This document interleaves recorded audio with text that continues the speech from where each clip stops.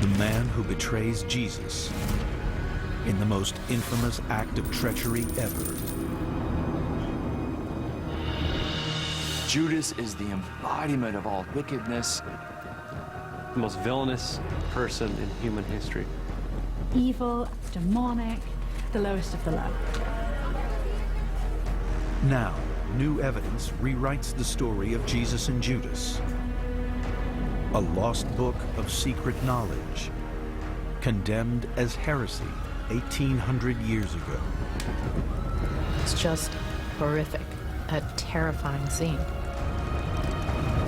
Can fresh clues help reveal the true meaning of the Gospel of Judas?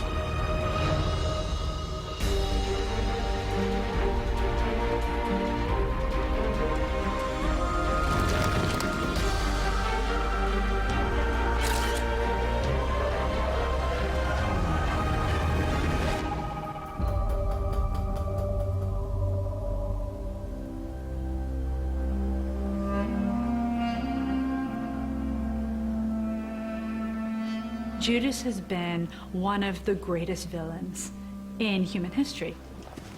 Judas has become the symbol of the ultimate traitor. The man who sells out Jesus for 30 pieces of silver.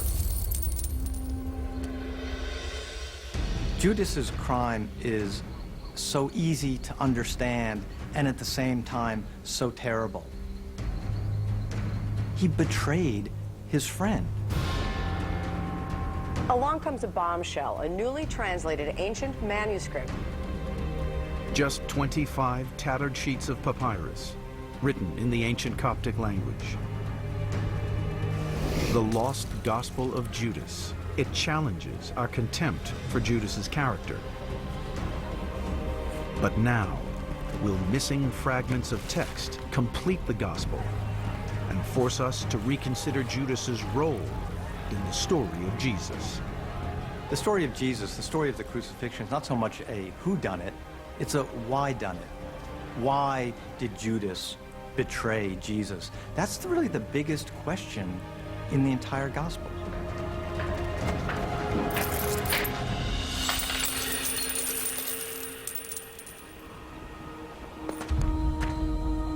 In the New Testament Gospels, Jesus starts his mission traveling through Galilee and Judea, gathering followers. From them, he chooses 12 to be his closest disciples. The term disciple simply means learner or student. So when Jesus is calling disciples, he's simply gathering a group of students round to learn from him. The disciples come from a wide range of backgrounds, from fishermen to tax collectors. There was recruitment by Jesus, deliberate recruitment, and he wanted a diverse group. Judas may well have been one of the very first he recruited. Jesus was a pretty good judge of character. Anyone who Jesus had chosen as a disciple must have had something going for him. Judas was the treasurer of Jesus' 12 disciples. He was the one Jesus trusted with the money. Jesus saw in Judas the kind of man that he wanted to be his follower.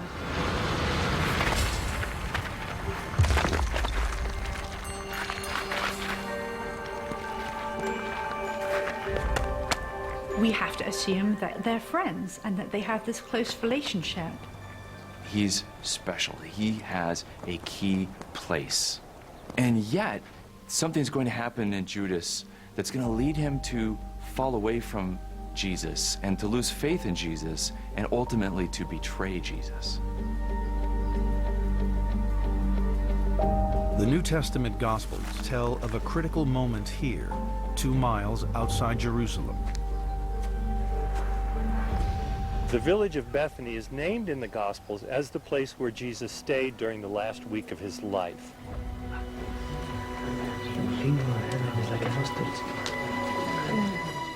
The Gospel of John places the scene in the house of Lazarus, the man Jesus raised from the dead. Just a few days before his crucifixion, a woman came to Jesus and anointed his feet with expensive ointments and perfumes. Mary anoints Jesus with pistic nard. It's the Chanel number 5 of antiquity, and she uses a whole pot of it, a whole year's worth of a day laborer's wages. People who saw it were scandalized. They were shocked. None more so than the group's treasurer, Judas. Why was the ointment wasted in this way? Leave her alone. Jesus has been preaching this message about the poor and ministering to them and giving away your coat, and now all of a sudden he's going to let this woman pour a huge amount of money's worth of perfume on him. This ointment could have been sold for more than 300 denarii and given to the poor. Sort of one set of rules for the disciples and a different set of rules for Jesus. We can see why this event would upset Judas. This was a big turning point for Judas, because immediately after he sees this anointing, he goes to the authorities and says, I will betray Jesus to you. But the following day, Judas is back at Jesus' side as they make a momentous entry into Jerusalem for the Passover. The Passover festival is a week-long festival in which Jews recall their exodus from Egypt. The arrival of Jesus swells the excited crowds and spells trouble for the authorities. This is a risky time for Romans because there are all of these pilgrims in the city. Passover is about liberation from enslavement, and it's a small step from liberation from slavery in Egypt to liberation from tyranny from the Romans. Jerusalem in the time of Jesus is a tinderbox. We have Jesus, this charismatic, messianic figure in town. We have a major Jewish festival, and the Romans on top of it are watching. The Romans are worried that it is going to explode at any moment. Fearing the Romans would punish them for any unrest, the Jewish high priests decide to take action against Jesus. The scene is set for the greatest betrayal in history.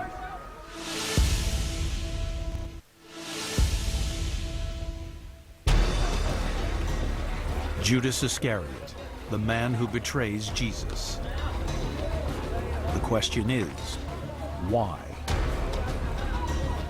Does Judas know what he's doing? Does Judas resent Jesus? Or is he just disillusioned? Or is he just confused?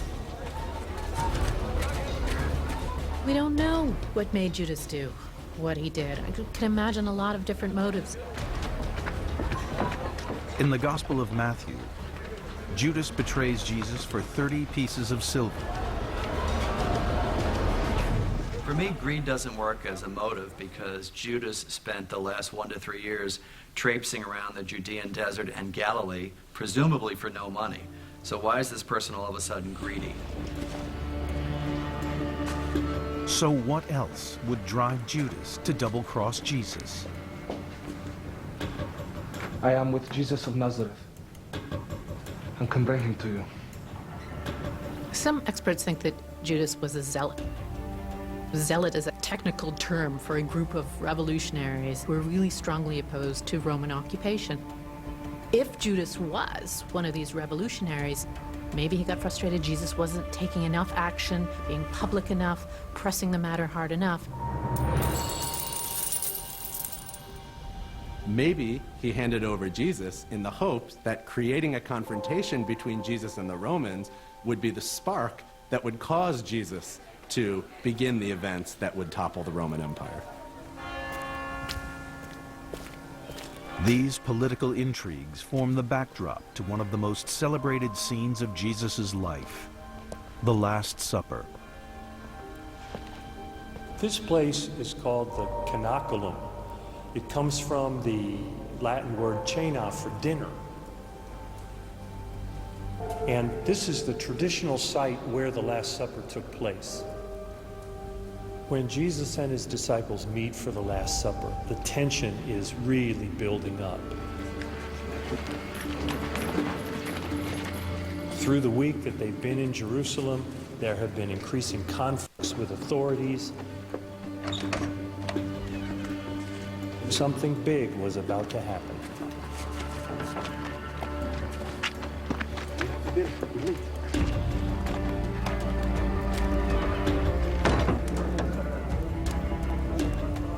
I think there's a real sense of foreboding at the Last Supper, the way that it's portrayed in the Gospels.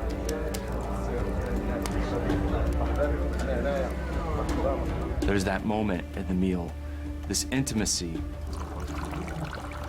To eat a meal with somebody is to be family with them. Jesus announces that one of you, one of the 12, will betray me.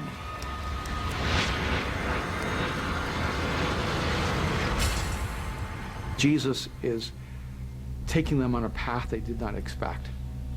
They all sense the ominous stench of death breathing down on Jesus. And they don't know what to do. It is the one to whom I give this piece of bread when I have dipped it in the dish.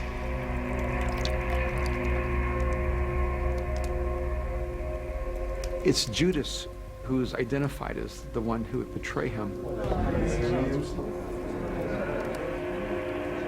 Judas abruptly leaves. Where is he going?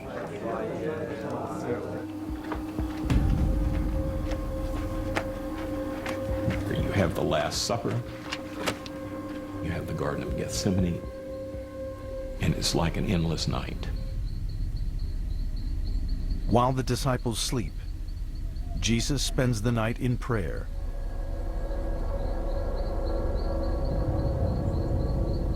He's so anguished, so filled with agony that he's sweating blood.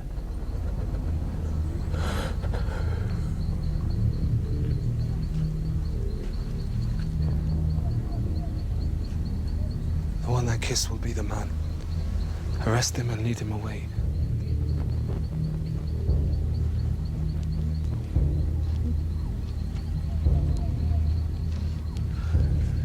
Rabbi.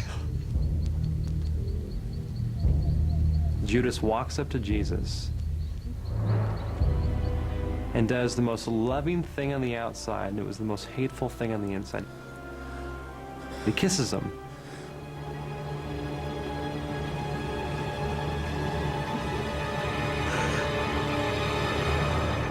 Jesus of Nazareth! No!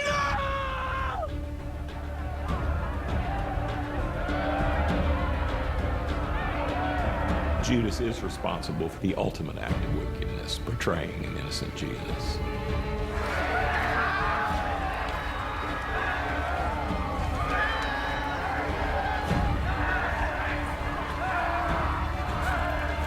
From that moment, the name Judas is synonymous with traitor.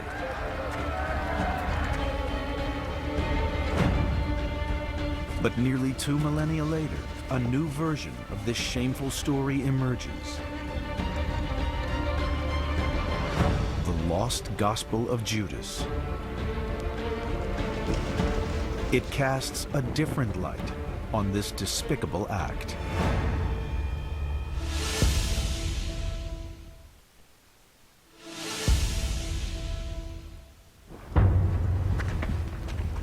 (1978). A mysterious stone box is unearthed in the Egyptian desert. It contains what appears to be a biblical text, written in an ancient language. No one yet knows what it says. It's like a cross between the Maltese Falcon and an Indiana Jones movie. This intriguing document enters the shady world of the antiquities black market and surfaces in Geneva. That's where the banks are, that's where the rich people are. It's the glitziest black market you've ever seen. Stephen Emmel, a specialist in ancient languages, arrives in Switzerland to investigate.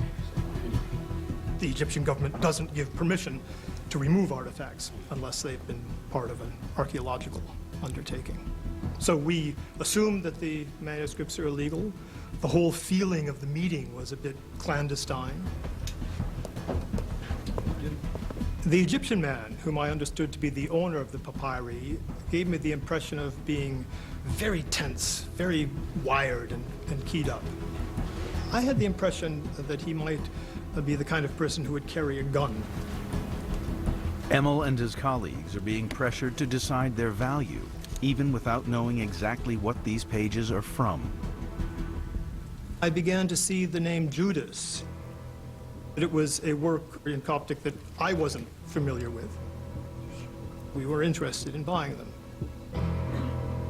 What was the price? And then came a bombshell. The man wanted $3 million. This is far more than they can afford. The Egyptian man signaled to his associate to close up the boxes, and that was the end of the meeting. A year after I saw the Coptic Codex in Geneva, the Egyptian owner took it to New York City and tried to sell it there without any success. The owner then deposits the codex in a bank vault. It stays there for nearly 2 decades until another buyer finally persuades him to sell. Here I am, opening again that safe. All the pages were glued together, and fragments of the pages were floating around. Still uncertain what the manuscript is, Chakos takes it to Yale. They say, do you know what you have here? This is something that's only been hinted at in antiquity. For the first time ever, we're laying eyes on the actual Gospel of Judas. But there's bad news. Restoration will cost a fortune. Chakos needs someone with very wealthy contacts. Enter manuscript dealer Bruce Farini. I was told that Bruce Farini was a very reputable manuscript dealer and that he had Bill Gates as a client. That sounded good. Seeing the chance to make a quick profit, Farini decides to buy the manuscript himself and sell it on. Farini writes 2 checks, total of $2.5 million for the Gospel of Judas. And they bounce. Chakos needs to reclaim her property. Farini has the documents, he's got the papyrus, and what does he do with it? He puts it in a bag in the freezer. This is, in fact, recommended treatment sometimes for books, manuscripts made out of paper, but it's not conservation treatment for papyrus.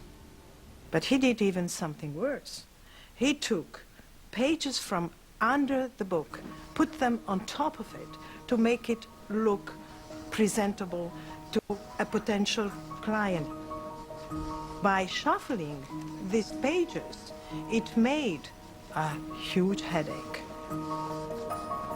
To save the Gospel of Judas, Chakos enlists the help of an expert conservator in Switzerland, who begins a painstaking reconstruction.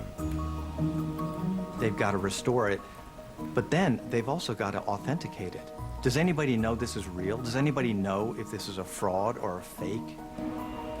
The Gospel needs to be dated to the early Christian era to prove it is not a modern forgery. They do carbon-14 testing on the papyrus, it comes back as ancient. They do the testing on the ink, that comes back as ancient as well. The Gospel of Judas is real. Along comes a bombshell, a newly translated ancient manuscript. It's a major question of biblical proportion. The Gospel of Judas is the subject of intense debate and interest. In 2006, nearly 30 years after its discovery, the Gospel of Judas is finally revealed to the world. This is a new gospel. It tells a new story of the last days of Jesus Christ. It's a dialogue between Jesus and Judas. It is the only known copy of a text originally written in the 2nd century AD. The actual author of the Gospel of Judas remains unknown. It's not the gospel according to Judas. So all the other gospels that we have are always according to one disciple or the other, but this is not necessarily Judas's view. This is a text that's about Judas. The Gospel uses the familiar scene of the Last Supper to paint a very different picture of Judas and Jesus from that in the Bible. In the Gospels of the New Testament, Jesus is a mentor. He's gentle to his disciples, shall we say. The Jesus that we meet in the Gospel of Judas is a little different from the Jesus that we know from the pages of the New Testament. He's a much more mysterious character who speaks in riddles that are so difficult to understand that a lot of the time we're left scratching our heads when we read it. Let the strong one among you bring forth the perfect human. But the character of Judas is also completely different. The other disciples fail to understand Jesus, and only Judas has the courage to stand up and speak to him. I know who you are, and whence you have come, and I am not worthy to utter the name of the one who has sent you. Judas is singled out as the one disciple with whom Jesus feels he can speak openly. Judas understands. He'll take Judas aside and explain to him cosmology, his own fate, and the role that Judas is going to play in human history. This lost gospel appears to give a new explanation of the betrayal of Jesus and exonerate the man reviled throughout history, Judas Iscariot.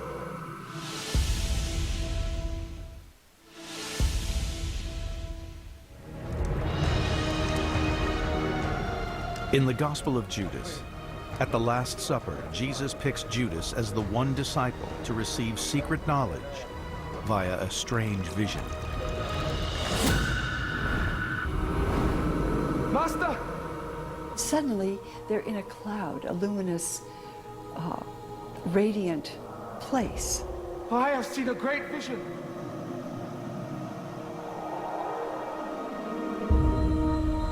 So I saw a house. My eyes could not comprehend its size.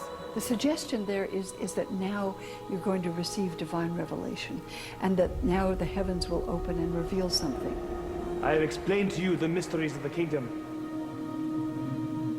And he's illuminated by Jesus to understand that what he has to do is a necessary part of God's will. He's not a betrayer. He's not motivated by money or malice or jealousy or anything else except the obligation to obey Jesus. Judas steps into the cloud of light, that is, into the place where he will be spiritually enlightened. Judas. Judas is transformed by the vision. He now understands that he is part of a sacred mission. Jesus wanted to be sacrificed. He asks Judas to betray him. And Judas says, "Why me?" Jesus tells him, "Because you're the closest to me. I beg you to do it."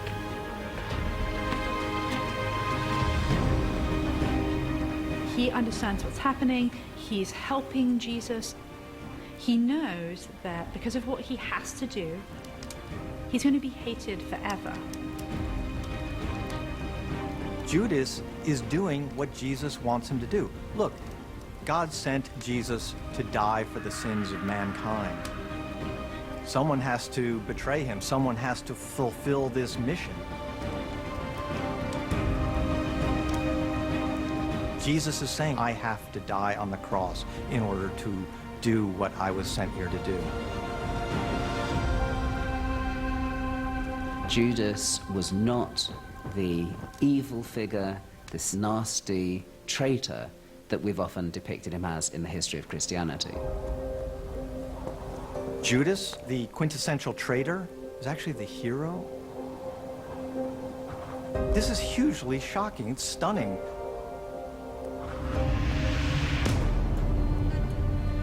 The Gospel of Judas totally changes the relationship between Jesus and Judas.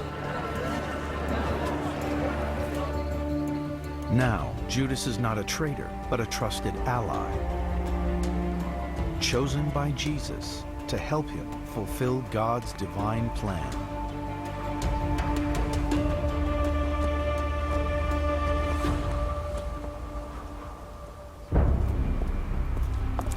Then, in 2007, another biblical scholar starts to doubt this interpretation.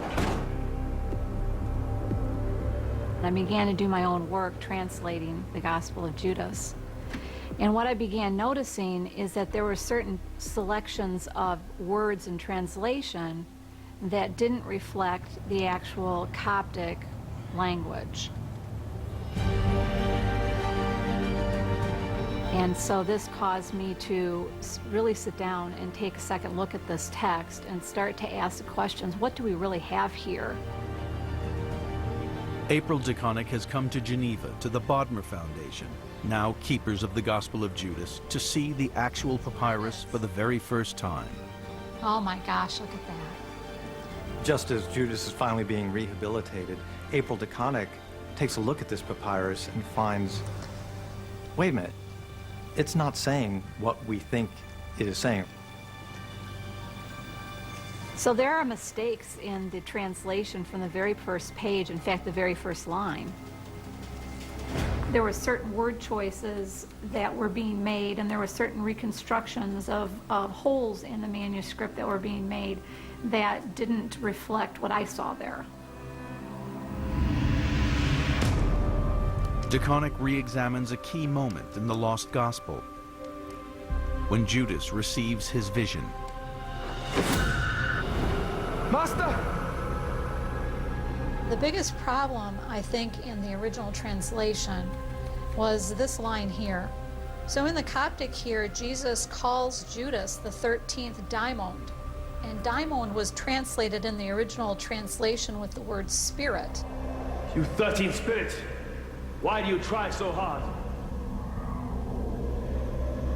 But in fact, this word means demon. This single word changes the whole interpretation. I have seen a great vision. You 13th demon. So the Judas that I saw when I did my own reconstructive work, he's not a hero. Judas is a fallen angel. He's a demon.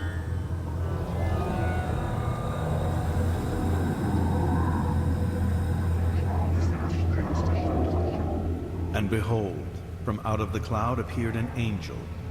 Fire spews forth from his face, and his likeness is defiled with blood.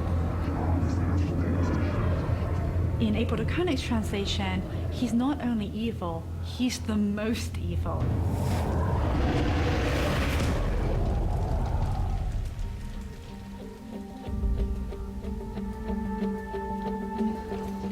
But in 2008, previously unseen pieces of the Gospel of Judas begin to emerge. There's always one last twist with the story of Judas, and here we have another one. Bruce Farini, a dealer in Ohio, kept back a few of the papyrus fragments of the Gospel of Judas. These pieces are seized along with Farini's other assets when he goes bankrupt. For the first time, the Gospel of Judas is complete. And its real message is far more shocking than anyone could have imagined.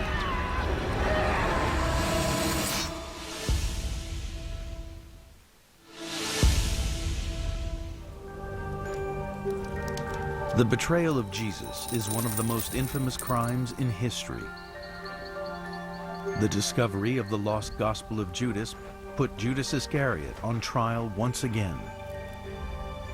Now new evidence in the form of missing fragments of the text has come to light. The most important fragment for scholars is the fragment on the final page, which is thought to resolve the question of who enters the cloud at the end of the text. Before these missing pieces resurfaced, scholars assumed that it is Judas who enters the cloud. Whoever enters the cloud is actually the one who ascends to the highest heaven. This final fragment clarifies that it is in fact Jesus and not Judas who enters the cloud. But Judas himself isn't the person that the author in the text is most interested in. Regardless of whether Judas is a good or bad character in this text, what most scholars would agree is that the Gospel of Judas is not really about the figure of Judas. The disciples are the ones being criticized by the author. The real shock reveal of the Gospel of Judas is that none of the disciples are good. That's what really probably should have been the headline. None of the disciples are that great. The Gospel of Judas is a damning portrayal, not just of Judas, but of all the disciples at the Last Supper. What's surprising is that the Gospel of Judas actually depicts the disciples as misguided idiots, people who don't have access to the truth. Really, Jesus treats them as a lost cause. In the Gospel of Judas, the other disciples are praying and venerating in ways that makes Jesus laugh at them. Why are you laughing at our Thanksgiving? And they seem to be leading people astray. It is what is right. I am not laughing at you! Nor are you doing this by your will, but rather it is by this that your God will be praised. The Gospel of Judas pictures the disciples as clueless. This image of the disciples and of Judas is the key to unlocking the true meaning of the Gospel of Judas. The disciples are accused of despicable acts. They are clearly the villains of this text. And the author drives the point home in a lurid dream sequence. The disciples' nightmare is absolutely horrific. It's just a terrifying scene. They are sacrificing their wives and children. There are men engaged in sexual relations with men. We saw a great house with a great altar in it. It's sort of a panoply of sin, and they're very frightened by this vision that they have, and they're not really sure what it means. And 12 people whom we say are priests. Jesus responds by saying, terrible things are going to be done in my name, and in fact, you're going to be the ones who are doing it. You who receive the offerings for the altar that you have stolen. They think that they're following God. They think that they're serving Jesus. They've been misled all this time. The message of the Gospel of Judas is not simply that Jesus is betrayed by Judas in his lifetime, but that his teachings are being betrayed after his death. The author of the Gospel of Judas is angry, but he's not angry at the events that transpired in the first century between Jesus and Judas. He's angry at church leaders in the second century. The Gospel of Judas is critical of all the disciples of Jesus, frankly, and these disciples are standing as kind of ciphers. They're symbols of the Orthodox Church of the second century. It seems that it's written as a criticism of mainstream Christians who are engaged in worships that are led by bishops or clerics of one kind or another. And the authors of this text, they don't like that kind of clericalism. They don't like that kind of religious service, and they are strongly discouraging people from participating in it. The Gospel of Judas is a polemic. It's a political smear against the people running the early church. The apostolic church was emerging, the institutional church was emerging, what we know as Christianity was emerging. The Gospel of Judas was kind of a narrative against this institutional Christianity. Written decades after the New Testament Gospels, the Gospel of Judas is less a story about Jesus than a condemnation of the leadership of the early church. It gives us an alternate picture of the formation of Christianity. It doesn't show Christianity as developing necessarily all harmoniously. There are dissenters. There were people who felt that things had gotten off on the wrong track. The Gospel of Judas suggests that church leadership is mistaken, is more diabolic than divine. So controversial is the Gospel of Judas that in 180 AD, the Bishop of Lyon declares it heresy. I can easily imagine people throwing this text out as being heretical. If you were a member of the Orthodoxy in the 2nd century and you read this text, I can imagine you would be pretty upset. It's a pretty scathing indictment of your beliefs and what you're all about. Suppressed by the church, the Gospel of Judas lies buried for nearly 2 millennia. But history does not forgive Judas or forget his fate.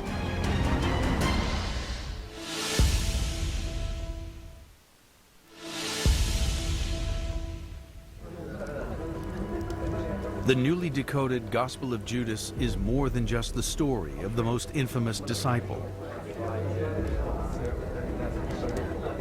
Why then is it called the Gospel of Judas at all?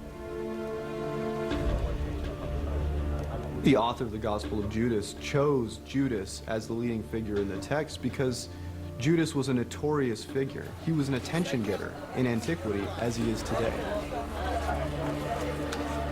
Anyone who would choose to write a Gospel of Judas was certainly making a conscious decision to pick a figure who wasn't accepted by the Orthodox Church.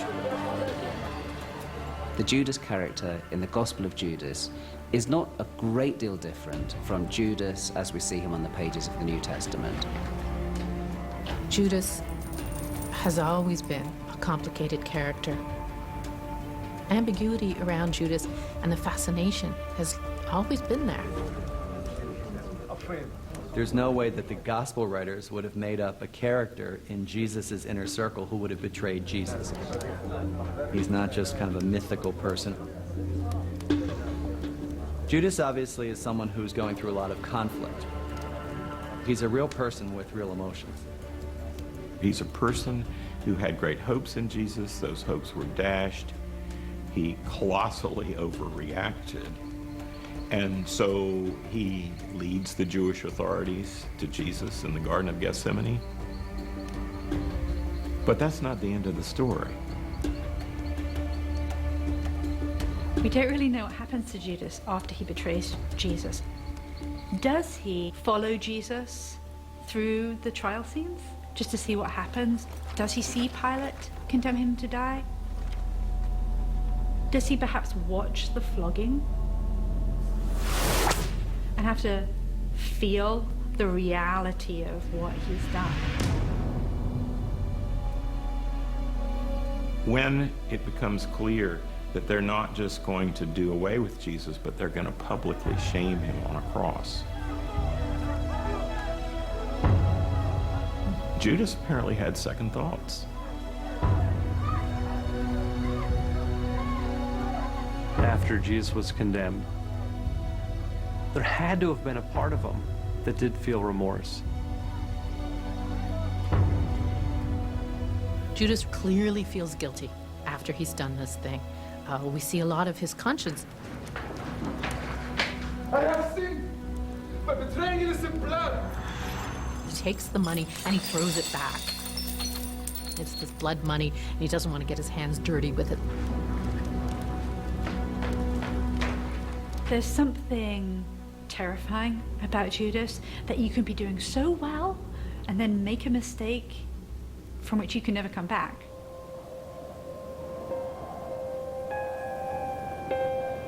While all 4 Gospels of the New Testament name Judas as the betrayer of Jesus, only one of them, the Gospel of Matthew, tells how Judas's own story ends.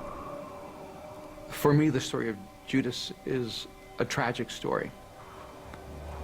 It's not the story of God giving up on Judas, but Judas giving up on himself.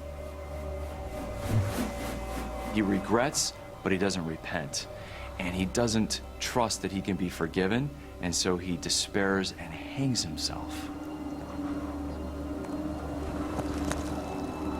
If you're a Jew and life is the greatest gift of God, you don't go out and kill yourself unless you have been absolutely, you've shamed yourself, you've shamed your family.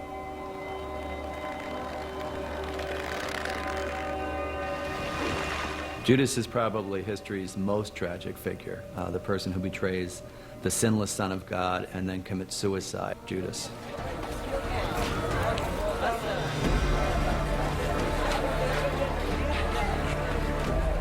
Judas is complained to people because this is someone who knew Jesus and somehow didn't make the right choices. I do feel sorry for Judas because in many ways he's become such a villain, and yet he was a human. If we're humble, if we're honest, we can say, you know, I'm like Judas sometimes as well.